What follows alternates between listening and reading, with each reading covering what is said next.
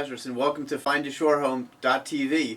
Today we're here with Ray Pauling, attorney at law and president of Realtex 1031 Exchange Company. Welcome to the show. Well, good morning, Ian. Why don't you tell us a little bit about the company to start off, and then explain a little bit about how 1031s work, and we'll kind of go from there. Okay, I'll be happy to do that. Many of your listeners will already know that a 1031 tax exchange is a very powerful and prevalent tax-saving device. If I own a business or investment property, let's say a rental condo unit here at the shore, and I sell that, well, if I just sell it outright, I'm going to pay tax on the gain. But if I'm going to sell that property and buy another one with the proceeds, I can align that sale and then that subsequent purchase in such a way that I don't have to pay capital gains tax on the gain. Right. There's a procedure in the tax code known as a 1031 tax exchange that lets me do that. Okay. Now, you've been doing these for many years. Well, I've been doing 1031 tax exchange before most people knew what they were. We've been doing them since April of 1989. Oh, okay. All right. So we'll start with some of the basics, and then we can kind of do some of the go into the snazzier ones. All right. Well, the basics are pretty simple. To do a 1031 tax exchange, I have to sell a business or investment property and then use the proceeds to buy a business or investment property. Okay. I can't do a 1031 tax exchange of my primary residence, and unfortunately I can't do a 1031 tax exchange of my secondary residence or summer homes, and that's where the rub is. If I use this property at the shore some of the time and then I rent it some of the time, does the property qualify or does it not? Okay.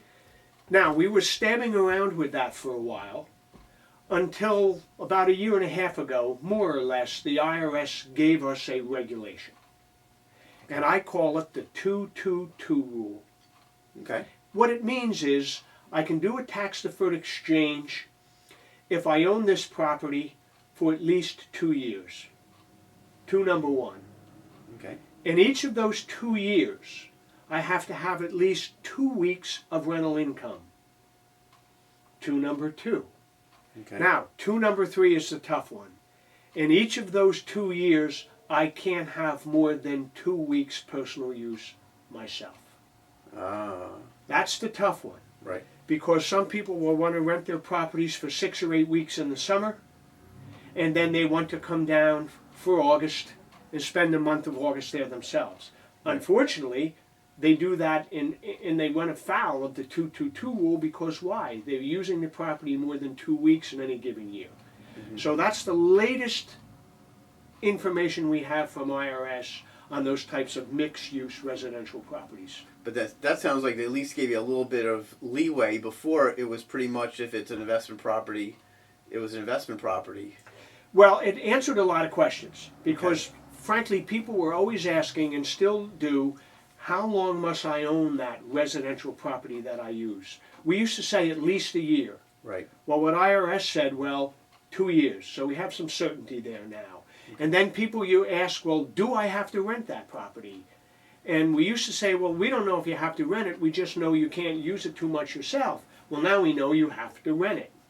Okay. And the third two is one we anticipated all along, that you couldn't have more than 2 weeks of personal use during that rental season anyhow. And I think the IRS used to use that kind of as a rule also, that you couldn't use it more than 2 weeks to make it an investment property to begin Correct. That part of the rule was pretty well known. Right.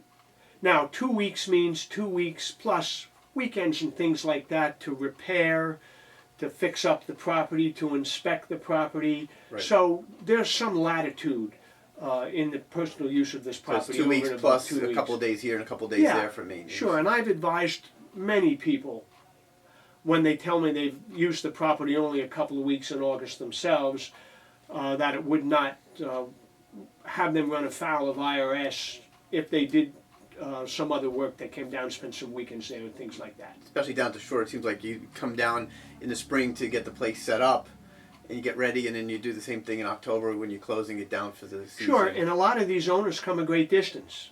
They come from out of state, New York, Pennsylvania, Delaware, Maryland, Massachusetts, so they're not going to come down for the afternoon.